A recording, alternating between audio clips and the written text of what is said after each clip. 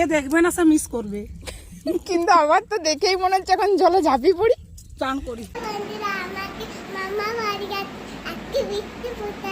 বিশ্বকর্মা পুজো? আচ্ছা, মামার বাড়িতে পুজো হয়?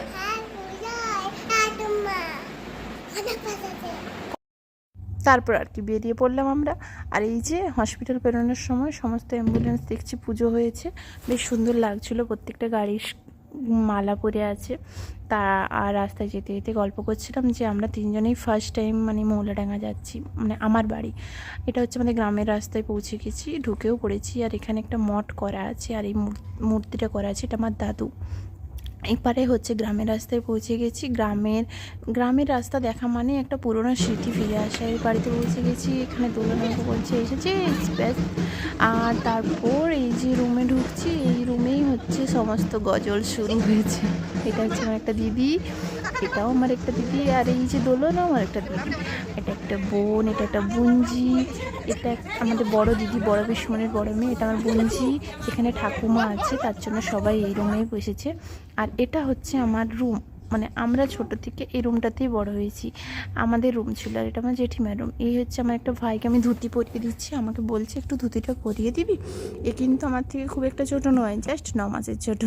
তো ওকে আমি একটু ধুতিটা পরিয়ে দিচ্ছিলাম। আর কোন দিকে ঠিক ছোটটা গুঁজতে হবে ঠিক জানা নেই, ওটাই জিজ্ঞাসা করছিলাম কোন দিকে হবে। আর এটা হচ্ছে একটা মেয়ে, মানে দোলনের ছেলে সরি মেয়ে নয়।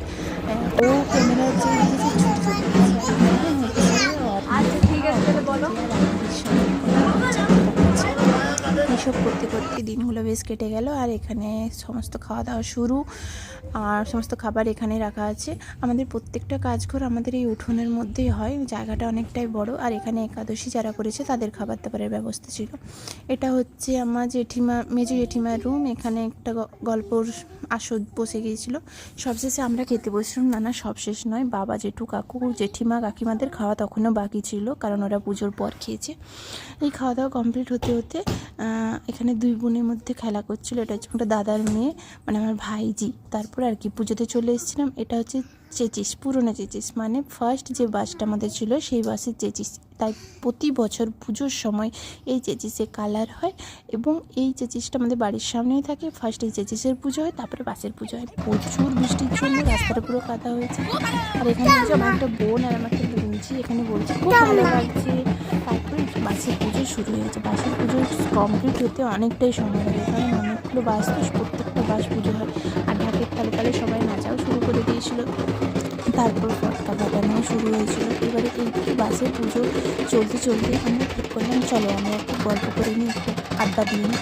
তো এই গল্প গুজব, পরনিন্দা, পরচর্চা এইসব তো চলতেই থাকছিল।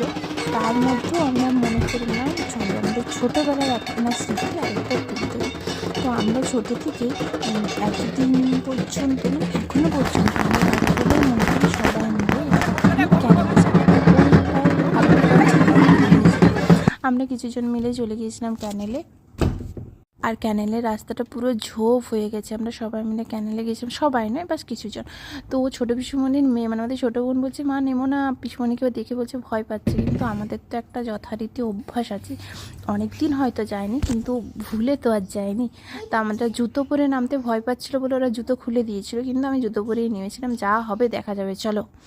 আর এই ক্যানেলে রবিবার মানে আমাদেরকে ক্যানেল আসতেই হবে, বাড়িতে যতই বাথরুম থাক। ক্যানেলের জলটা যখন পুরো কমে যায় তখন আমরা শামুক কুড়িয়ে নিতাম, মাছ কুড়িয়ে নিতাম, ব্যাস এই সব করে খুব আনন্দে কাটতো দিনগুলো। তাই আমরা আরেকবার ক্যানেলে গিয়েছিলাম দেখার জন্য যে কীরকম কী অবস্থা। প্রচুর ঝোপ হয়ে গেছে, আর এই ভর্তি জলে না আমরা সাঁতার কাটতাম। এই পার থেকে ওই পারের ঘাটটা তো পুরো বন্ধই হয়ে গেছে, বনকাটার ঘাট। এই যে ওইদিকে ঘাটটা পুরো বন্ধ, মানে ওইদিক থেকে কেউই আসে না। আমাদের হয়তো গ্রামের কিছু জনও আসে, তাই হয়তো রাস্তাটা এখনও পর্যন্ত আছে, বাট ওইদিকে হয়তো কেউই আসে না। আর এত জঙ্গল হয়ে গেছে আর এত অপরিষ্কার হয়েছে, মানে ধারণার বাইরে। তো যাই হোক আমরা একটু ঘুরে নিলাম। আর আমি মেয়েকে ঠিক করেছি সাঁতার শিখাবো না টাকা দিয়ে, আমি ক্যানেল পুকুরেই শিখিয়ে নিই দিয়ে আমি একটু ঢাক বাজিয়ে নিয়েছিলাম। তারপরে পুজো কমপ্লিট, বাড়ির দিকে সবাই রওনা দিচ্ছিলাম। তো তোমরা কি মনে করো ক্যানেলে পুকুরে সাঁতার কাটাটাই সব থেকে বেটার না টাকা দিয়ে শেখার থেকে? আর এখানে 4:30টার সময় পুজো কমপ্লিট হয়ে গিয়েছিলো, প্রচুর মেঘ করেছিল, ওই জন্য সবাই তাড়াতাড়ি করে বাড়ি ফিরছিল। বাড়ি ফিরে যে যার মতো ঠাকুরের কাছে মনস্কামনা করে প্রণাম টানাম করে নিয়েছিল। তোমরা জানিও ভিডিওটা কেমন লাগলো। আর হ্যাঁ, এর মাঝেও অনেক কিছু হয়েছে, সব কিছু তো আর তুলে ধরা সম্ভব নয়, কারণ গল্প আড্ডাটাও তো করতে হয়েছে না। Bye bye.